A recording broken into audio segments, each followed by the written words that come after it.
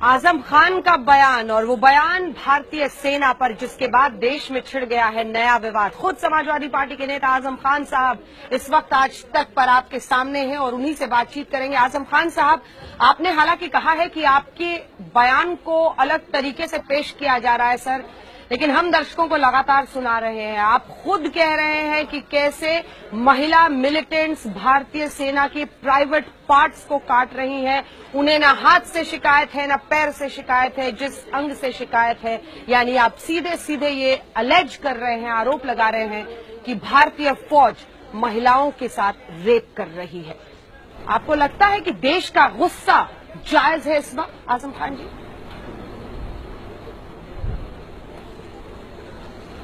देखिए, मैं सबूत लाया हूं। मैंने जो कुछ कहा है उसे मैं दिखा रहा हूं। ये जागरण की खबर है और एक दूसरी मीडिया की खबर है। ये मैं दिखा रहा हूं और वही शब्द मेरे हैं जो जागरण ने लिखे हैं। शहीदों के शव पड़े हैं, प्राइवेट पार्ट्स काटे हुए हैं और इसे अमानवीय कहा है जागरण ने। वही अमानवीय मैं कह रहा हूं।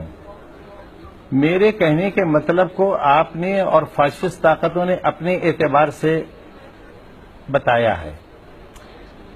अगर ये खबर गलत थी तो इसे सेंसर होना चाहिए था। मेरी बात कहने दीजिए प्लीज, मैं अपनी बात कह लूं। सवाल बड़ा है। इस खबर को नहीं दिखाना चाहिए था, लेकिन इस खबर पर अखबारों ने भी और इलेक्ट्रॉनिक मीडिया ने भी बहुत वाहवाही ली और बहुत टीआरपी बढ़ी। मैं इसे अमानवीय इस एतबार से कह रहा हूं कि नक्सली महिलाओं ने, जिनके बारे में यह खबर छपी और आपके टेलीविजन चैनलों पर सारा दिन दिखाई गई, प्राइवेट पार्ट्स काटे गए।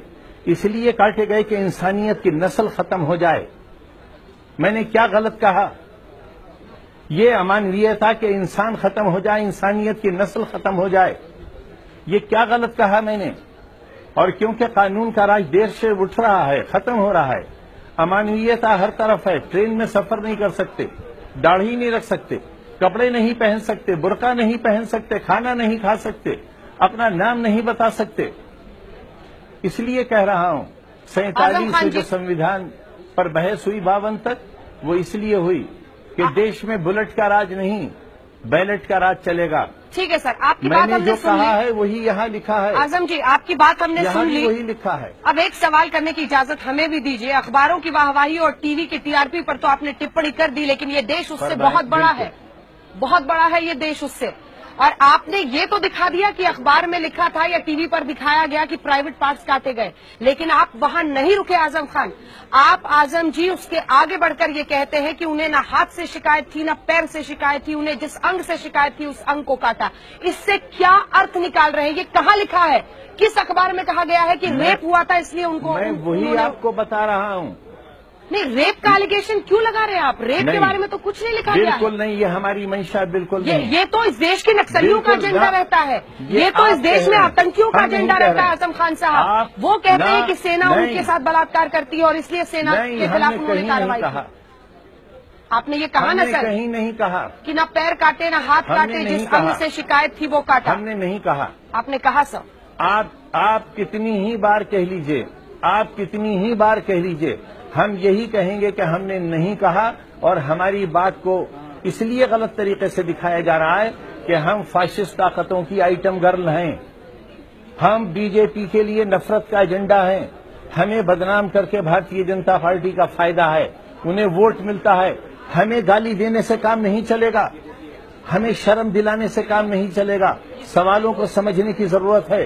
जो कुछ हो रहा है कानून के नाम पर, जो नाकानूनियत है, जो हालात हैं, जिस कदर दलित और मुसलमान परेशान हैं और दुखी हैं, आपको उन सवालों को हल करना चाहिए।